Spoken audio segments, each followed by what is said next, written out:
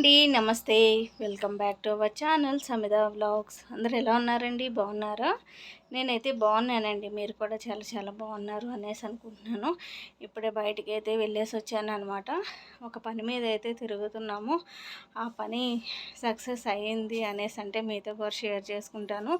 అవ్వక ముందు చెప్పి మళ్ళీ అది అవ్వకపోతే నేను బాధపడాల్సి వస్తుంది కదా అనేసి సక్సెస్ అయిన తర్వాత మీతో కూడా షేర్ చేసుకుందాము అనేసి అనుకుంటున్నాను. ఒక 2 డేస్ నుంచి ఆ పని కోసం అయితే తిరుగుతూ ఉన్నామన్నమాట. చూడాలి ఎంతవరకు అవుతుందో అవ్వద్దు మరి. ఇంకా యాజ్ యూజువల్గానే ఇంట్లో పనులు చేసుకోవాలి కదండి. ఈరోజు వచ్చేసి నేను ఒక వెరైటీ రెసిపీ అయితే చేసి చూపిస్తాను. అదేంటి అనుకుంటున్నారా? క్యాలీఫ్లవర్ ఎగ్ కర్రీ అయితే చేస్తాను. అది నేను ఎలా చేస్తాను ఏంటిది అని ఒకసారి మీతో కూడా చూపించేస్తాను రండి. ఫస్ట్ అయితే వెళ్ళి నేను ఫ్రెష్ అయ్యి వచ్చేస్తాను. ఎందుకంటే బయట తిరిగేసి వచ్చాను కదా ఇప్పుడు దాకా, అంత గాలాడినట్టుగా అంత ఒళ్ళంతా చెమటగా ఉంది. ఫస్ట్ అయితే నేను వెళ్ళేసి ఫ్రెష్ అయ్యి వచ్చేసిన తర్వాత వంట అయితే చేస్తాను. వంట చేస్తూ నేను ఎలా చేశాను ఏంటిది అన్నది మీతో అయితే చూపించేస్తాను. ఇక్కడ ఫ్రెష్ అయ్యి వచ్చేసిన తర్వాత మా ఆడపడుచు టీ తాగుతాను అనేసి అంటే తనకి టీ అయితే పెట్టించేస్తున్నాను. మేమైతే టీ అంతా అవాయిడ్ చేసేసామన్నమాట. ఇక్కడ కర్రీ ప్రిపేర్ చేయడం కోసం అయితే ముందు ఎగ్స్ అయితే బాయిల్ చేసుకుంటున్నాను. నా దగ్గర ఎగ్ బాయిలర్ ఉండాలి కానీ ఎగ్ బాయిలర్ అయితే పాడైపోయిందండి. ఇంకా అందుకోసం అనేసి స్టవ్ మీద నేను ఎగ్స్ అయితే బాయిల్ చేసేసుకుంటున్నాను. ఒక పక్కన టీ అయితే పెట్టించేసాను, ఇంకో పక్కన ఎగ్స్ అయితే బాయిల్ అవుతున్నాయి. ఇంకా ఈ లోపు పక్కన స్టవ్ ఖాళీగా ఉంది కదా అనేసి దాని మీద ప్యాన్ పెట్టేసుకొని ఆయిల్ వేసేసుకున్నాను.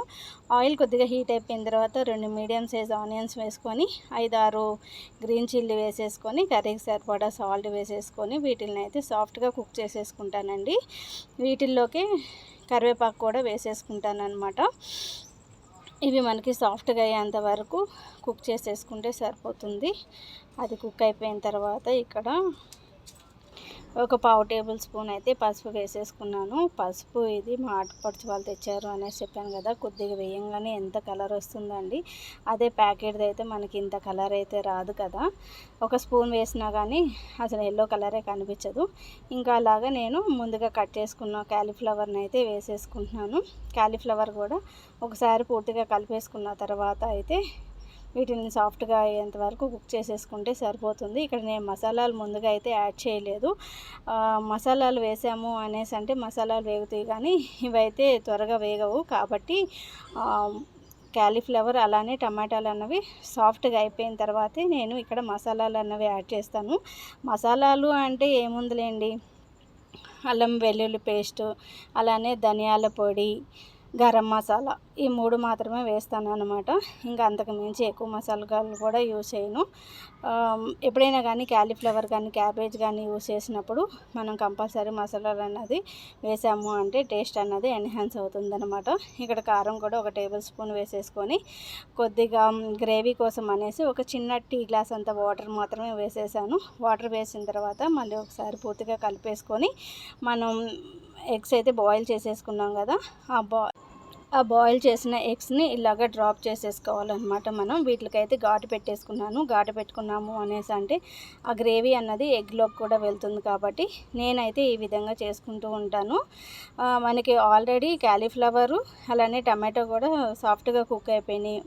ఎగ్ కూడా బాయిల్ చేసేసాం కాబట్టి హార్డ్గా ఒక 5 మినిట్స్లోనే మనం వాటర్ వేసిన తర్వాత కుక్ చేసుకుంటే సరిపోతుందన్నమాట. మనం ఎంత థిక్నెస్ కావాలో అంతవరకు కుక్ చేసేసుకుంటే సరిపోతుంది. చూసారా, ఎగ్స్ అన్నీ వేసుకున్న తర్వాత అంతా మిక్స్ చేసుకొని మూత పెట్టేసుకొని జస్ట్ ఒక 5 మినిట్స్ కుక్ చేశాను అంతే.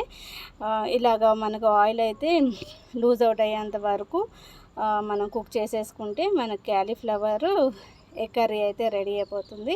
ఇంకా కొద్దిగా కొత్తిమీర వేసేసుకొని ఒకసారి కలిపేసుకొని సర్వ్ చేసుకున్నాము అనేసి అంటే టేస్ట్ చూడండి ఎలా ఉంటుందో. ఎప్పుడు రెగ్యులర్గా టమాటో ఎగ్ కర్రీ అలానే క్యాలీఫ్లవర్ టమాటా కర్రీ వండుకుంటూ ఉంటాం కదా, ఇలాగ కాంబినేషన్ కర్రీస్ చేసుకున్నాము అనేసి అంటే కూడా ఒకటే వెజిటేబుల్ కాకుండా మనకి తినాలి అన్న ఇంట్రెస్ట్ కూడా ఉంటుందన్నమాట. వెరైటీని కోరుకుంటూ ఉంటాం కదా మన ఇండియన్స్ ఎప్పుడు. కాబట్టి ఇలాగా చేసుకొని తినండి, మీరు కూడా ఎంజాయ్ చేస్తారనమాట ఫుడ్ని. కర్రీ అయితే చాలా టేస్టీగా ఉంది. నేను కూడా ఇలాగా సపరేట్గా చేసి బోర్ కొట్టి ఈరోజు ఇలా ట్రై చేశాను అనమాట. ఫస్ట్ టైం ట్రై చేసినా కానీ చాలా మంచిగా వచ్చింది. కాకపోతే అమ్మ వాళ్ళ ఇంట్లో అయితే చేస్తారు.